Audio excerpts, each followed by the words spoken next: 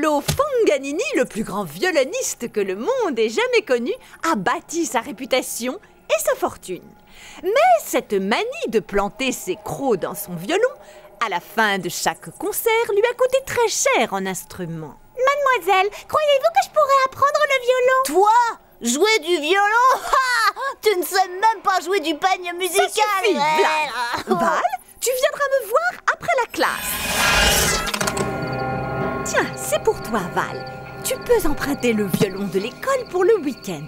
Exerce-toi un peu et tu verras ce que ça donne. Merci, mademoiselle, j'en prendrai soin.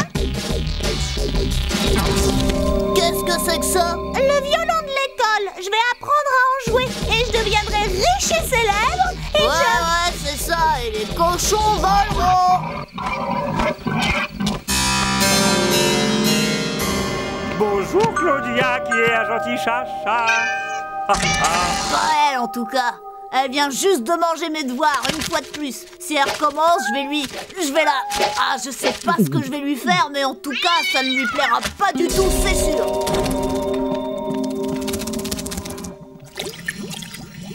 de tritons séchés, lambeaux d'ailes de chauve-souris et une pincée de sang d'araignée déshydratée.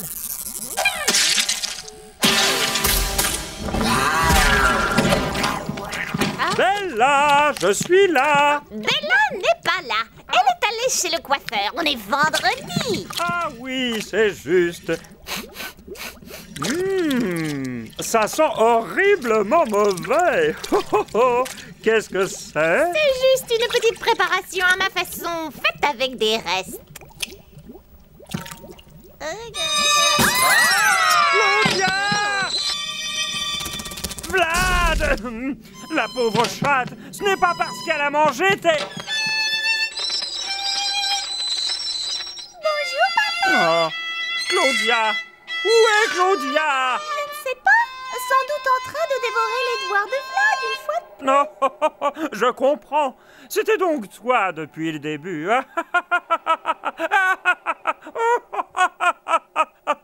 Oh là là!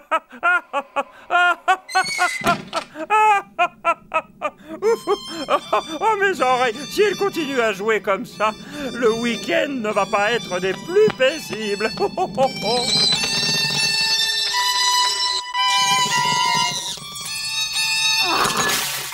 Comment je peux faire mes devoirs avec ce raffut? Vladimir chéri! Waouh! Comment te trouves-tu?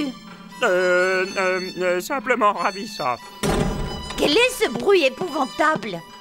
Ça, c'est Val. Elle a emprunté un violon pour le week-end. Et j'ai bien l'intention de faire quelque chose. Vlad? Papa, qu'est-ce que tu fais? Pas grand-chose, ma chérie. Une simple petite insonorisation de rien du tout. Et voilà. Maintenant, tu peux faire tes gammes en paix. Pas tout de suite. Attends que nous soyons partis. C'est bon, Val. Tu peux y aller. Ah. Ah. Enfin la paix. Oh, on dirait que j'ai parlé un peu vite. Papa, c'est... Monsieur Sansu? Lui-même. Que voulez-vous? Nous sommes venus vous parler d'une petite affaire qui pourrait vous intéresser. Sait-on jamais? Je ne pense pas, non. Si vous cherchez encore à nous chasser de chez nous, ce n'est pas la peine. Non. Je veux simplement vous exposer un petit projet que je vais entreprendre d'ici peu. C'est purement dans l'intérêt du voisinage, vous allez voir. Chérie? Bon sang! Mais qu'est-ce que c'est? Mon nouveau centre commercial, cinéma en plein air et parc à thème, ouvert 24 heures sur 24. C'est très joli. Non, pas du tout. C'est horrible. Mais quel est le rapport avec nous? J'ai acheté le terrain à côté de chez vous. Et c'est là que je vais construire. Musique non-stop, néo-manège, touristes venus de tous les coins du pays, du monde entier. Merci, chérie. Ça suffit. Bien entendu, si vous me vendiez votre propriété, je ne pourrais pas vous payer le prix en vigueur. Après tout, qui aurait envie d'habiter à côté d'un complexe pareil? Qu'est-ce que tu fais? Joue, Val. Joue comme tu n'as jamais joué.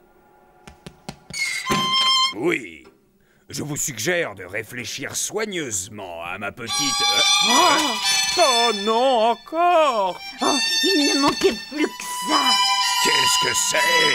C'est atroce! C'est le légendaire ogre fantôme de la villa de Hurlement par nuit. Il est célèbre pour ses attaques féroces contre toutes les personnes étrangères ou du sang qui approchent la maison à moins de 100 mètres. Oui, en effet. Est-ce que Val a recommencé ses exercices de... Mais non, maman, c'est l'ogre fantôme de la villa de Hurlevent. Ah non! Ne me dites pas que le locataire s'est encore échappé.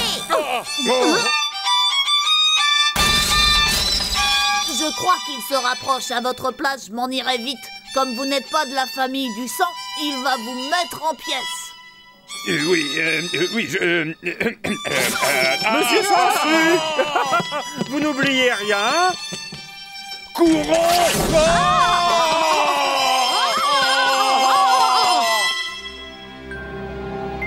Ah, quelle douce musique! Ah.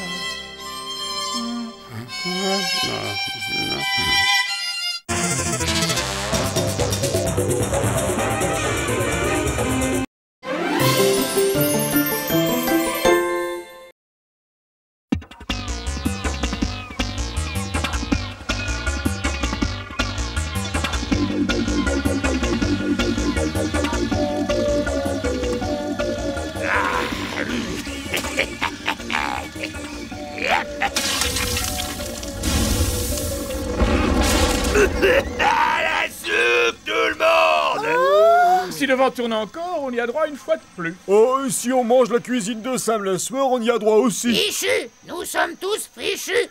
Ah, arrête de geindre, oiseau de malheur! Ah, vous êtes tous là? Non, ce n'est pas vraiment nous. Ah bon?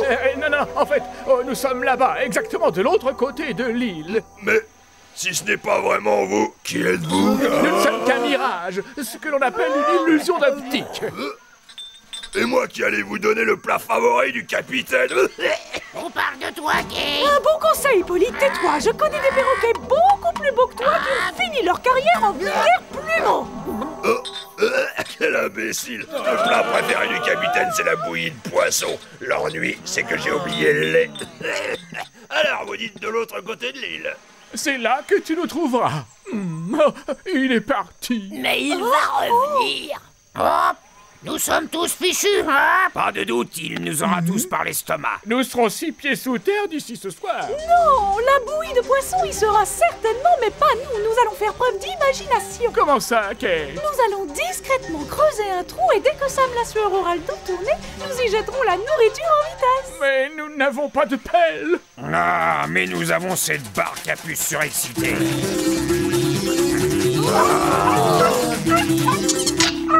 Rover, mais oui, bien sûr. Allez, Rover, creuse. Il creuse pas, il frétille, sacré sac à puce. On est presque à une trace, capitaine. Enfin, je crois bien. Une tête, il a trouvé une tête pleine. Mais non, capitaine, un trésor. C'est une vieille tradition. Beaucoup de pirates recouvrent leur trésor d'un crâne pour effrayer les éventuels voleurs. Oui, creuse, Robert, creuse.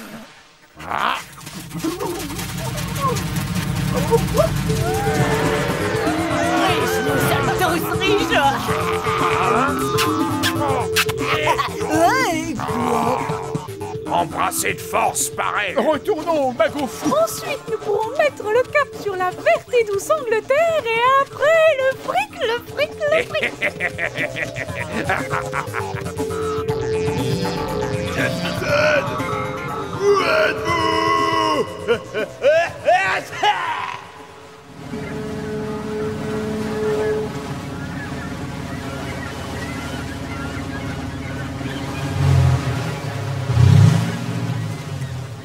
Attendez-moi là, je vais échanger les joyaux contre des doublons d'or chez Uriah Vidgousset.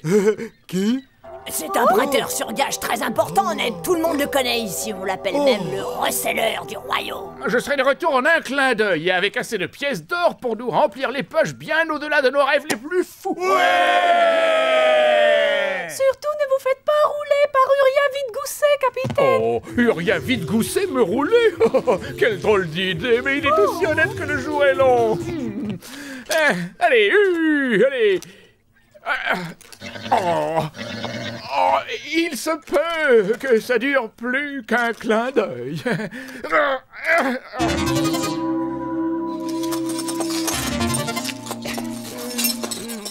Et vous dites que c'était un autre pirate. Oui, un pirate prudent qui a pris soin d'enterrer son trésor à une brasse de profondeur. Ce sont de jolis cailloux, je vous l'accorde. Diamants, perles, rubis. Et vous voulez échanger ces joyaux contre des doublons? Dites-moi, capitaine Labourde, vous savez ce que veut dire le mot investissement? Eh bien, ça veut dire gagner de l'argent. Quel intérêt y a-t-il pour un grand gaillard comme vous à garder un coffre plein de pièces? Un grand intérêt? Mais non, je ne vais pas vous offenser en vous offrant de banales pièces de monnaie. Mais j'ai l'habitude d'être offensé. Écoutez, comme je vous connais et que je vous aime bien, capitaine Labourde, je vais vous échanger ce tas de cailloux qui n'a hélas pas une très grande valeur contre un plan sûr pour vous enrichir rapidement. C'est quoi exactement ce plan sûr et rapide pour s'enrichir, capitaine? Une carte au trésor. Je suis sûr qu'il y a un truc qui cloche, mais je sais pas quoi. Maintenant, si on va atteindre l'île où se trouve le trésor, il va falloir suivre l'étoile polaire. Je veux bien, mais il faut me dire laquelle c'est, capitaine.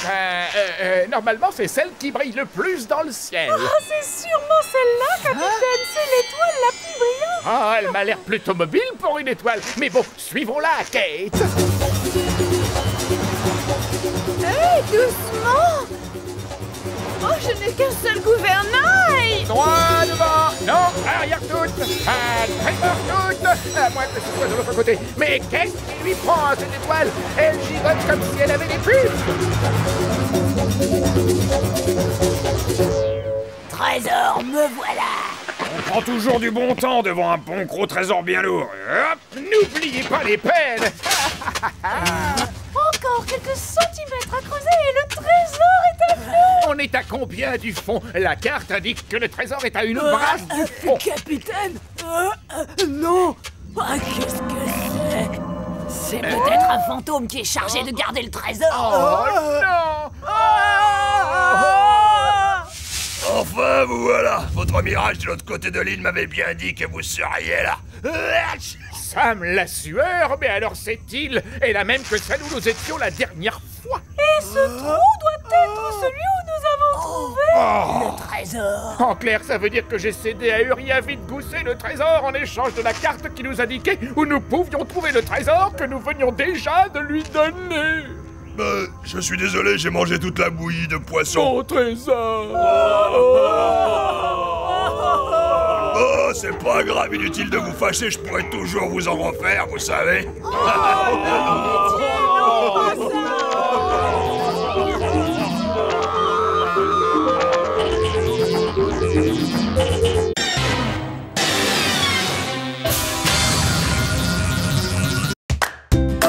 Vous êtes sur TV Pitchoun.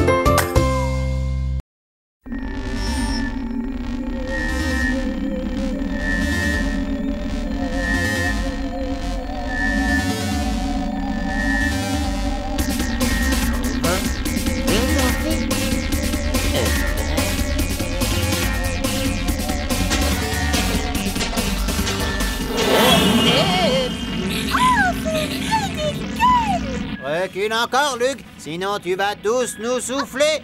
Toute cette histoire seulement pour un tout petit... Ça y est, elle va... C'est pas vrai. Merci. Attention, planquez-vous, elle va recommencer. Tes souhaits, Luc. Je pense que vous serez tous contents d'apprendre que ces petits éternuements éternuements seront les derniers de la série.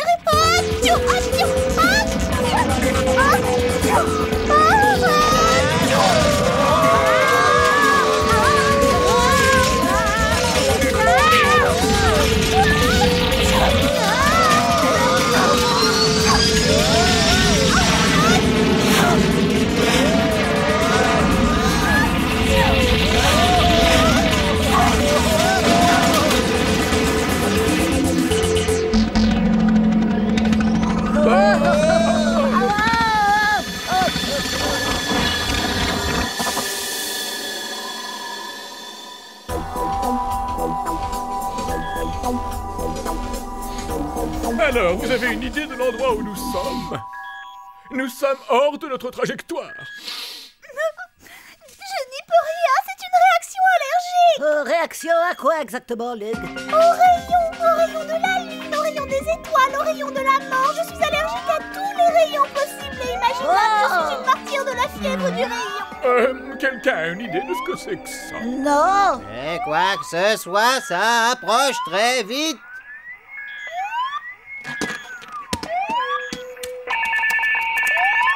Oh ben ça alors! Qu'est-ce qu'il y a, Déco?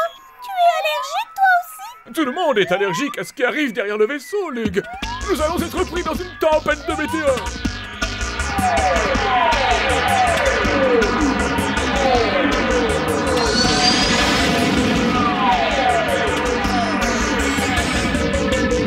Avec notre intelligence, il n'y a aucune raison pour que nous ne puissions pas vaincre ces morceaux de matière morte. Elles ne sont peut-être pas mortes. Bien sûr que si, ce ne sont que des météores, des morceaux de matière qui errent sans but dans l'espace. Peut-être qu'ils émigrent. J'ai vu un documentaire là-dessus une fois. De vastes troupeaux de météores en migration qui franchissent majestueusement les confins infinis de l'espace. Est-ce que c'est le film où on voit aussi un crocodile jaillir brusquement du trou noir et dévorer un météore? Ouais, cool. Morts ou vifs, ils vont nous tomber dessus dans 3 micro-tic-tac.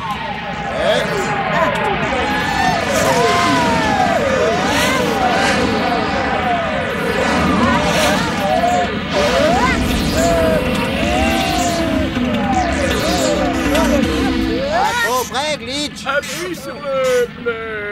Quel est le nom déjà? À gauche, Glitch. À gauche. En bas à main gauche. Quelqu'un aura un mouchoir? L'accélérateur, c'est ça. Si on arrive à calculer l'allure des météores et ensuite à régler la vitesse de notre vaisseau sur eux, nous pourrons...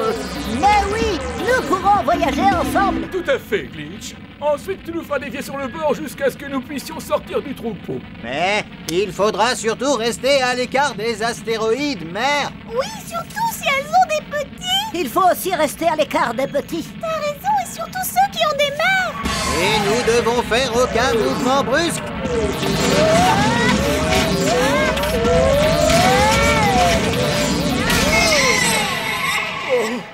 Ça y est, je crois qu'ils nous ont vus. Oui, mais au moins nous avons pu nous poser ça et sauf. Tu appelles ça sauf? Pas vraiment, nous avons atterri sur un kangourou.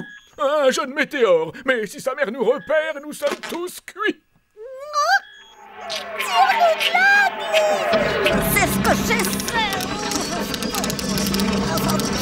C'est l'éternuement de Lug qui nous a mis dans ce pétrin. C'est à Lug de nous en sortir. Ben oui! Éternue encore une fois, Lug! Éternue plus fort que tu ne l'as jamais fait! C'est ridicule! Maintenant que vous voulez tous que j'éternue, je n'en ai plus du tout la moindre envie! Un petit effort, Lug, pense à tous ces rayons! Aux rayons de la lune! Aux rayons des étoiles! Au rayon des magasins? Mais je sais! Et pourtant ça ne marche pas! Je suis peut-être guérie de mon allergie! Super! Juste ciel, je crois que la maman arrive. Nous sommes perdus. Quel perspicace résumé de votre fâcheuse situation. Rentrez-vous, vous êtes coincé entre une roche et un mètre du zoo dur comme la pierre.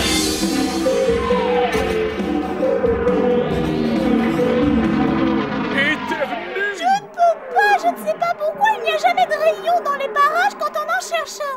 Rayon? Elle apparaît parler de rayon. Ça alors, pour une coïncidence, c'est une sacrée coïncidence. Quelle coïncidence! Qu'est-ce que tu gromelles encore dans ton coin, espèce de sale petite pustule immonde? Eh bien, quand j'étais petit, ma mère m'appelait son rayon de soleil. Du coup, tout le monde me surnommait le rayon. Pexnis, Blabber, le rayon. Lug, et voilà, j'ai trouvé ce qu'il nous faut. Blabber dit le rayon. Oui. Oui.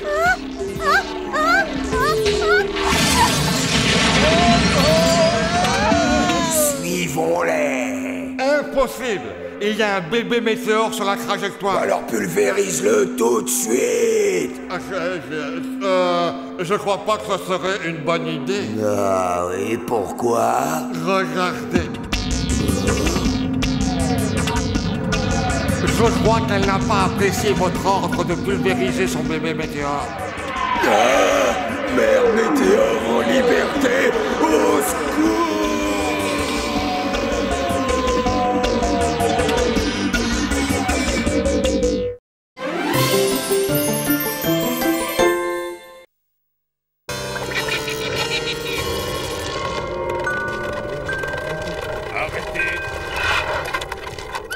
Bonsoir, brave. Dites-moi, est-ce que ce ne serait pas pour Valhalla Hall par hasard? Oui. Ça tombe bien, je m'y rends justement. Dans ce cas, je pourrais peut-être vous éviter ce petit dérangement. Impeccable, merci beaucoup, monsieur. Pour sûr, vous êtes quelqu'un de bien. Gilles, pourquoi nous sommes-nous arrêtés? N'embarrasse pas ta jolie petite tête avec ce genre de questions. Nous allons simplement rendre une visite de courtoisie au du sang. J'y vais! Oui, Oh, qu'est-ce que vous venez faire ici? Eh bien, c'est-à-dire que nous avons croisé le facteur. Merci beaucoup, ma chère. Mais c'est à moi de parler. Tenez du sang, j'ai pensé éviter un petit détour à votre facteur. J'ai comme l'impression qu'il n'y a que des factures du sang. Je me demande parfois comment vous réussissez à les payer. Oh, bien entendu, vous auriez toujours la possibilité de vendre Valhalla. Et nous pourrions vous en offrir un bon prix. Merci, ma chère. Nous vous en offririons même un très bon prix.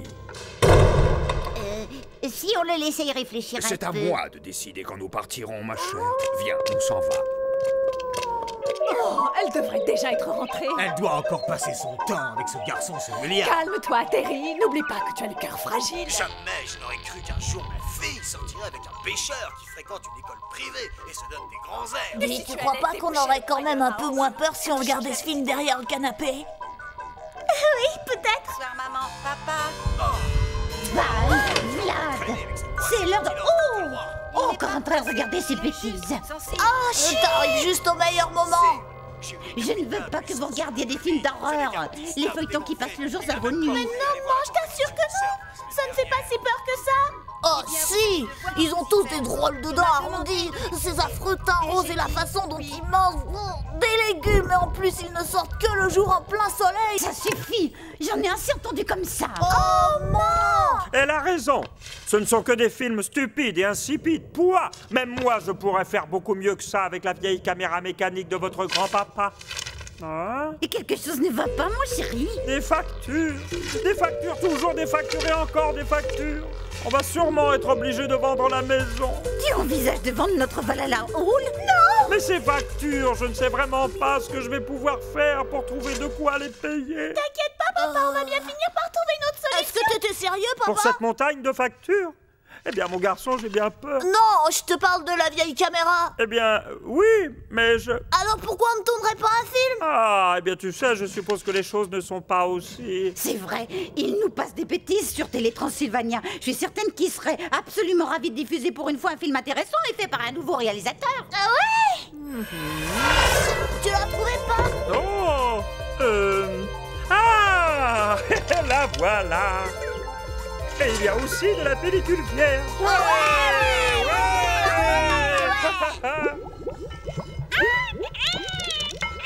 Tu arranges les toiles d'araignée, ma chérie. Tu ne m'avais pas dit que nous allions avoir de la visite. Mais nous n'attendons personne, grand-maman. On va tourner un film, et plus précisément un grand documentaire à succès sur la vie de Valhalla Hall. C'est très bien.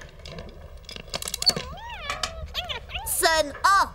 La grand-mère transforme l'innocent bébé en un horrible monstre criant et baveux. Tu es certain? Je peux. Bien sûr que non, grand-mère. Il faut seulement faire semblant. Ah, Ah, vous voulez dire comme dans les films qu'on voit à la télé? C'est exactement ça, La grand-mère. seule chose que tu as vraiment à faire, grand-mère, c'est de tourner la potion dans ta marmite et de ricaner de ton mieux. Oh, ça, je peux le faire très bien. Et nous, on s'occupe de tout le reste.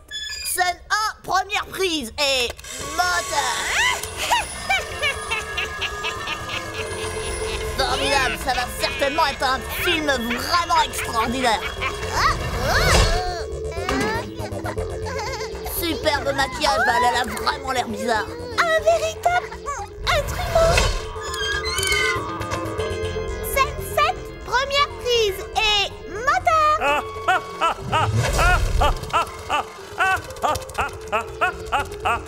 Alors, est-ce que j'étais bon? Moteur. C'est ça.